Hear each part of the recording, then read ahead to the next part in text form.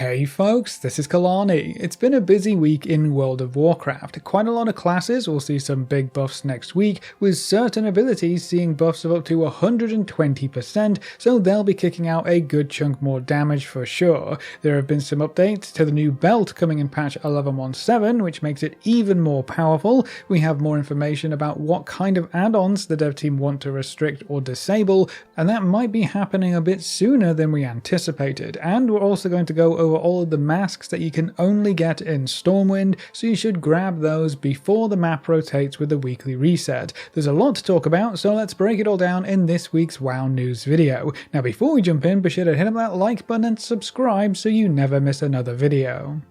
Let's kick things off this week with the round of class buffs and balance changes that'll come through with the next weekly reset. To start with, Augmentation's previous tier set bonuses from the Nerobar Palace raid have been nerfed. I guess the most recent round of buffs made the old tier set a little too good to ignore, so that's been nerfed down to encourage players to equip higher item level pieces of gear and the newer Season 2 set bonuses. Preservation Evokers have some nice buffs to look forward to, including a 4% buff to all of their healing spells and abilities. On top of that, Living Flame healing has been increased by 30%, Spirit Bloom healing will see a 20% buff, and Echo's base healing is being doubled, though that only affects the raw healing from the Echo spell and doesn't increase how powerful the copied spell will be, so Preservation might see a bit more play with these buffs in place. Hunters made the list this week, and Survival has a couple of quick buffs for their AoE potential. Explosive shot damage has been increased by 15%, and Fury of the Eagle damage is being buffed up by 25%. That's all for the Hunters this week. Frost Mages joined the buff club this week. They're going to get a 3% damage buff across the board. Nothing too crazy, but at least it's better than nerfs or nothing at all. When you take a peek at Warcraft logs, I can't help but feel Frost Mage probably needs a bit more than a 3% buff to get them out of that dead last spot though. Holy Paladins will also see a handful of buffs this week, specifically for the Lightsmith hero talent tree. Blessing of the Forge healing has been increased by 15%, and Hammer and Anvil healing has been increased by 20%. It seems like the dev team are making smaller adjustments for the most part this week, which isn't too surprising. They probably want to save any big changes for the next patch. Moving on, Shadow Priests will see some decent buffs this week too. The amount of damage that Psychic Link copies has been buffed yet again, this time up to 35%, so you're going to have more AoE and cleave potential after these buffs come through. Halo damage is also going to see a 30% buff, and Void Weaver's Entropic Rift damage is also being increased by 12%, so Shadow Priests should be doing a bit more damage next week.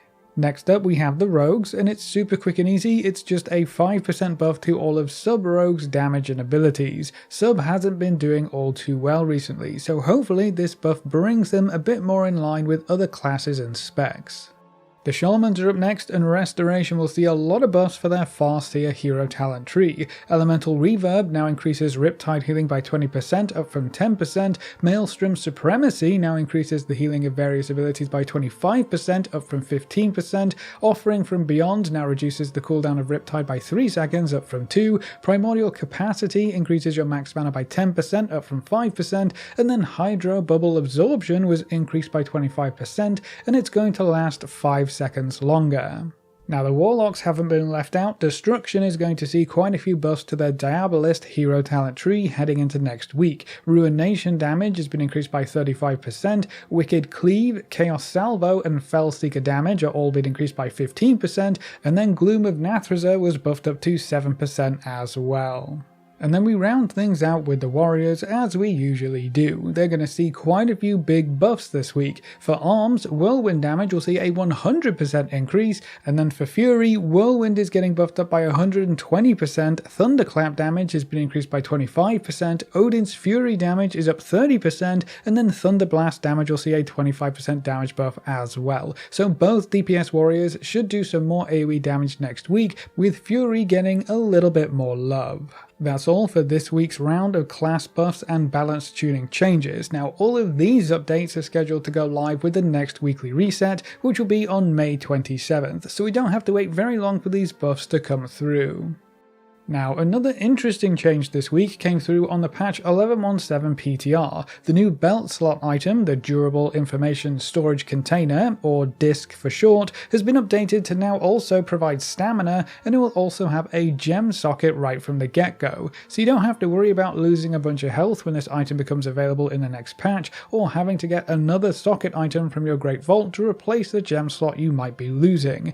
This just makes the belt even more powerful and reduces the fringe cases where it might not have been worth collecting or equipping this new item. If you haven't seen this belt yet, it starts at item level 684 and can be upgraded even further, so it's going to be like the Circe Circlet Ring, where it will probably be the highest item level piece of gear we can get our hands on for the rest of Season 2, and it may be powerful enough to remain useful at least partway into Season 3. It's all going to depend on the special effects and how the dev team balances them, because even though the belt now has primary stats, stamina and a socket, it doesn't have any secondary stats on it, so it's going to be a balancing act between the damage or throughput you would get from secondary stats versus these special procs. Now, what is pretty cool about this belt is that you'll have 9 different effects to choose from. Each effect is hidden away in a specific delve, so you'll need to clear through the delves if you want to collect new discs and effects for your belt. Charged Bolts is a single target damage proc, Cauterizing Bolts is a smart healing proc, Critical Chain is a stacking crit buff, Spark Burst is a haste proc, Static Burst grants you a big burst buff that is reduced for every spell or ability you use, Electric Current is a constant mastery buff that gets bigger and smaller as you stay in combat, Charged Touch is another healing proc, Energy Shield is an absorb shield that deals damage when it expires, and then Charged Crystal is an AoE split damage proc. So there's quite a variety of discs and effects to collect and use with this belt, but I'm sure some of them will end up being much better than the others, depending on how the balancing and numbers go.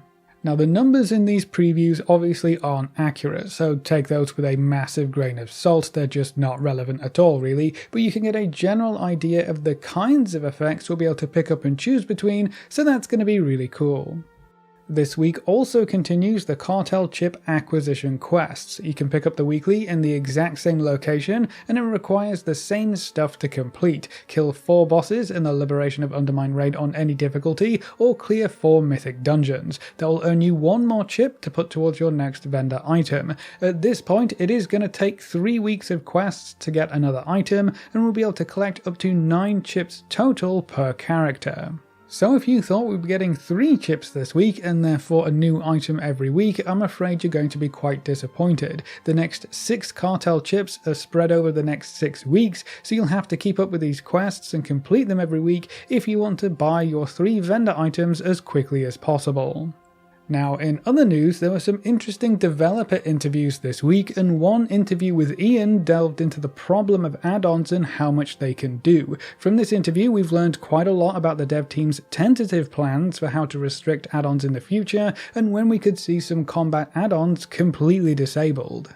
So, to start with, they clearly pointed out the add-ons that they don't really care that much about. Quest helpers, gathering add-ons, role-playing add-ons, auction house stuff, or any add-ons that just focus on customization aren't really of any concern. I doubt we'll see any changes to add-ons that fall into any of those categories. The end goal seems to be for there to be 0 add-ons that are considered required or needed to play the game at a decent level, and any functionality that is required should be part of the base UI, just like the Rotation Assistant and the Cooldown Manager that have been added most recently.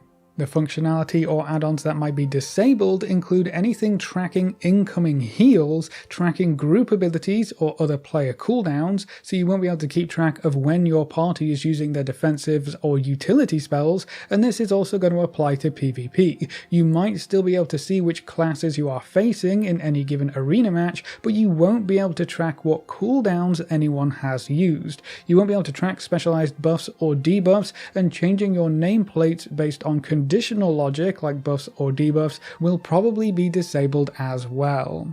But in addition to those changes, the dev team wants to ensure that the base UI improves at the same time. So if incoming heals are really needed and important to track, that should be part of the base UI, and they're not relying on an add-on to provide that extra information. Any bosses where a tank swap is required should highlight that better so it's more obvious when you should perform said tank swap, and then stun and crowd control diminishing returns should be made more visible as well. And important mechanics in general should just be better telegraphed, so you don't need an add-on to tell you that something bad is happening. You should be able to just see it in the game. We could also see fewer ground-based abilities and swirls that keep you moving constantly. They pointed out that casters have a much harder time in some endgame encounters simply due to the fact that classes and specs themselves just aren't designed with constant movement in mind. We should also see fewer interrupts or required kicks, so it looks like the dev team want to make the game easier or simpler overall, but the constant add-ons arms race has prevented that so far. Curiously, the dev team seemed focused on a success and failure rate of certain types of content and encounters, and using that to kind of gauge how complicated or difficult they should make content. Apparently the success and failure rate hasn't really changed that much over the years, but due to players getting better and craftier with things like add-ons, the overall complexity of encounters has had to increase to maintain that targeted success or failure rate. So if they do kind of disarm add-ons and start disabling stuff, and players then have to actually deal with all of the mechanics organically and by themselves, we could see encounters become simpler or easier to understand just to keep those success rates steady. Another very interesting takeaway from this interview is that the dev team are also considering adding in customizable and shareable strings for the rotation assistant, which means you wouldn't be relying on the dev team to update the theory crafting and functionality of the assistant to keep up to date with the balance tuning changes or talent adjustments. This could also allow for a simpler rotation to use for the single button assistant, which may perform better when compared to some other complicated rotations that maybe have timed buffs or abilities. This could be really interesting and would let you take full control over how to use the rotation assistant and single button rotation features. So when could we start to see these changes to add-ons and what they can do? Well, we definitely won't lose access to combat log or aura hooks in patches 11.17 or 11.2, so the status quo will remain until at least 11.2.5. So part of 11.2.5 could be moving us closer to a World of Warcraft without as many add-ons, or at least starting to restrict their functionality. But one very key point that Ian made, and I can't really stress and emphasize this enough, is that before they remove the ability for add-ons to work, they would first narrow the gap between what we have baseline and then things like weak auras. So they won't just randomly turn things off. The dev team will build up their own native version and get it to a point where it's an acceptable replacement for things like boss timers or damage meters or whatever add-on they're trying to restrict, and then when those new features are in a good spot, that's when they'll start breaking stuff,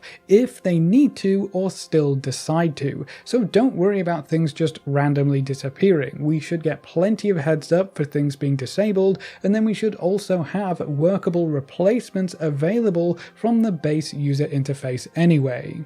All in all, I actually think these updates will be healthy for the game long term. In certain mythic raid fights, you often end up playing a weak aura more than you play the game, and I really didn't find that fun. If we can get back to a place with easier to understand mechanics that let you react naturally and organically instead of having an add-on to do all the thinking for you, I think PvE content will become more accessible and more enjoyable in general. And then the last thing I wanted to quickly go over in this video are the masks that you should pick up from the Stormwind Horrific Vision map before it ticks over to Orgrimmar. If you didn't know, there are 8 masks in total that you can collect in Horrific Visions, and there are 2 vision maps. Some masks can be obtained in either Stormwind or Orgrimmar, some can only be obtained in one or the other, and then there is actually a mask that requires you to do something in both maps. Next week we'll have the Orgrimmar Vision map, so before the weekly reset rolls around, you can pick up the Stormwind specific masks, so then you don't have to wait for another week for the Stormwind map to become active again.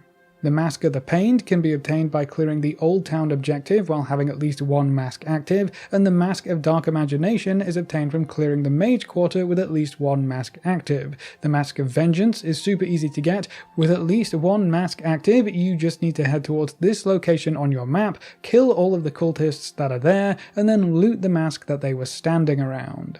And then the last mask requires both a Stormwind and an Orgrimmar Vision visit. With at least one mask active, you need to click on the wanted poster just outside of the Mage Quarter in Stormwind. That will cause Hogger to spawn, and you just need to kill Hogger and loot them for a Nemesis Shard. This is one half of the requirements for this mask, so if you get Hogger's Shard before the weekly reset, you'll be able to get the other Nemesis Shard in the Orgrimmar Vision to unlock the Mask of the Nemesis next week.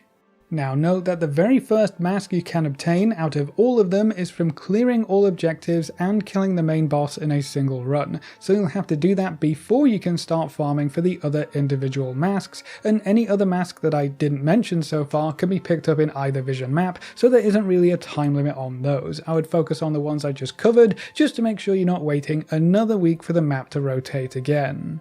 But that's everything that's been going on this week in World of Warcraft, so that's it for this week's WoW News video. How did you feel about combat add-ons being restricted or removed in favour of the game maybe getting a bit easier overall? Are there any add-ons that you personally think are too powerful or too useful to stay in the game? And which add-ons do you hope the dev team just doesn't touch at all? Leave all your thoughts in the comment section below. A big thank you to all of our supporters over on Patreon and to all of our members here on YouTube. You can see their names floating by on screen. If you're interested in supporting the channel, you can find links in the description or click the join button just below the video. If you enjoyed the video or found it useful in any way, make sure to subscribe and ring that notification bell so you're always kept up to date. Thanks for watching folks, good luck and have fun, and as always I will see you next time.